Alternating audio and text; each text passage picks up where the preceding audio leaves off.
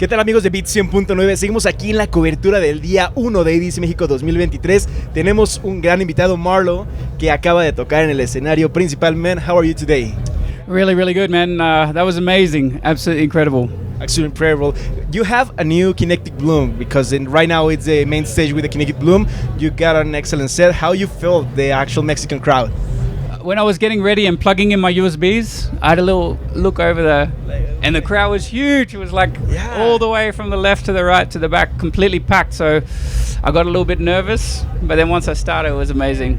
Yeah, I think those nerves never get old. No. Since the first time that you play, it's all the same feeling. Especially big shows like this, man. Like, it was incredible. But the Mexican crowd has got so much love, so much passion. They were just jumping and screaming the whole time. It was crazy. That's so cool. Platicamos obviamente que tocó en el escenario principal, que esos nervios, no importa qué tan gran DJ seas, siempre van a estar ahí para podernos hacer sentir como personas. Que obviamente cuando iba a tocar se asomó y vio que había demasiada gente. To be the first day, it's really crowded. Yeah, incredible. I didn't know what to expect. I knew that the Mexican crowd's always very happy, really excited, but I had no idea there'd be that many people. It was massive. Yeah, and you play new music.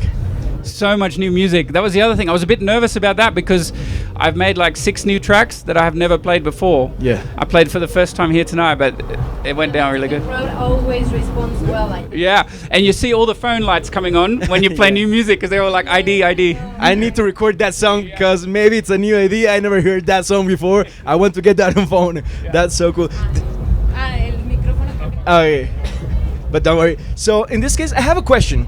Do you remember your first festival? As an attendant, as an assistant, not as an artist. No, I don't remember. I remember that. Okay, the first time I ever worked at a show, I actually was carrying the record bags for DJs.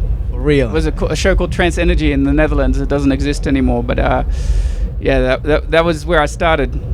And now the feeling by touching hearts, the people of the hearts. It's amazing, especially because I have my own label called Reaching Altitude. So I get to support a lot of new artists, and give them the opportunity that at the start, it was really difficult to get signed onto a label. So I try and support new artists as much as I can. That's so cool. And what is the craziest thing you have ever seen in your concert about your one fan? At my own altitude shows in Australia, so that's my own concert show where I do an extended set for 4 hours. So a lot of people, like a big portion of the crowd, they all made masks of my face, and they're all like wearing my mask, like 1,000 people with my mask on. So it was crazy. That was good to see you 1,000 times with people. Exactly, and some people got like really big ones. big you. Just my face. Phil le preguntaba que ¿qué ha sido la cosa más extraña o más rara que le ha pasado en un set? Él menciona que una vez en Australia le tocó el que la gente se pusiera estas como máscaras con su rostro y que obviamente ver muchas que estaban muy grandes o otras que eran medianas fue muy divertido.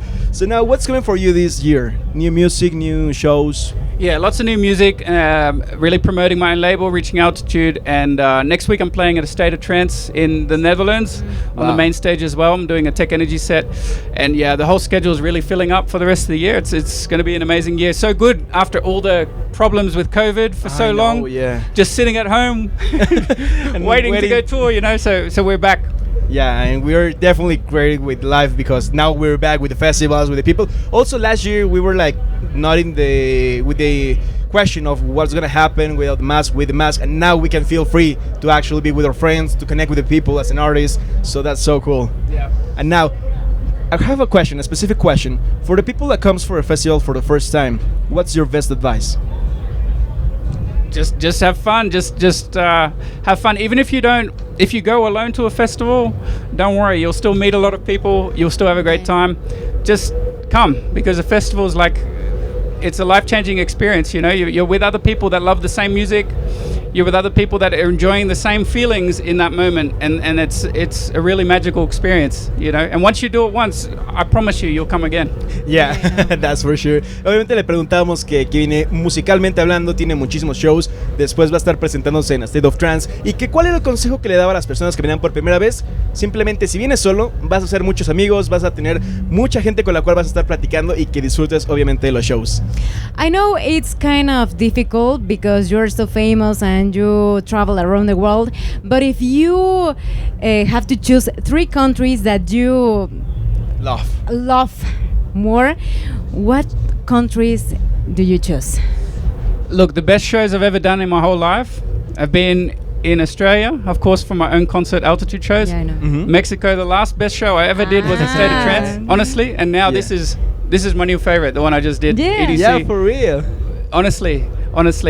But I've got to give a big shout out to Asia as well. Kuala Lumpur and Indonesia, Jakarta, Bali, all those territories in Asia have shown me so much love and support from the beginning, because the first place, being in Australia, I live in Australia, the first places that booked me to tour outside of Australia were in Asia. So that was Indonesia and Malaysia. So that's like a second home to me as well. Yeah. Yeah. The first one opening the hearts to see your music, to see your amazing. shows. It's amazing. Like it's a whole different You experience. never forget that. Yeah, and that's so cool because at the end of the day, music unites us as a world, as a country. And the people that support you from the start, you know, you've got like a special feeling with them. Yeah, for the first one that they open the heart is the feeling one for those ones. Le preguntaba a Edith, obviamente, que cuál había sido sus 3 mejores shows, los 3 países que más les gusta. Obviamente, él nos menciona que lo que fueron los lugares de Malasia, les abrieron por primera vez las puertas y es un lugar en el cual obviamente tiene mucho sentimiento y que está en el top 3 este set que acaba de tocar aquí en EDC México. So, thank you so much. Anything that you want to say to your Mexican fans? Man, like the love, I haven't come to tour here that often, so the amount of love you show me for the amount of times I've been here, it's just incredible to me. Like I know I haven't toured here that often, but it feels like you guys have just embraced me as one of your own, so I'm really thankful for that. You're I part of appreciate Mexico. Thank you and welcome to Mexico. Yes, Y mientras, obviously. vamos con lo que sigue aquí en Beats 100.9, Total Music.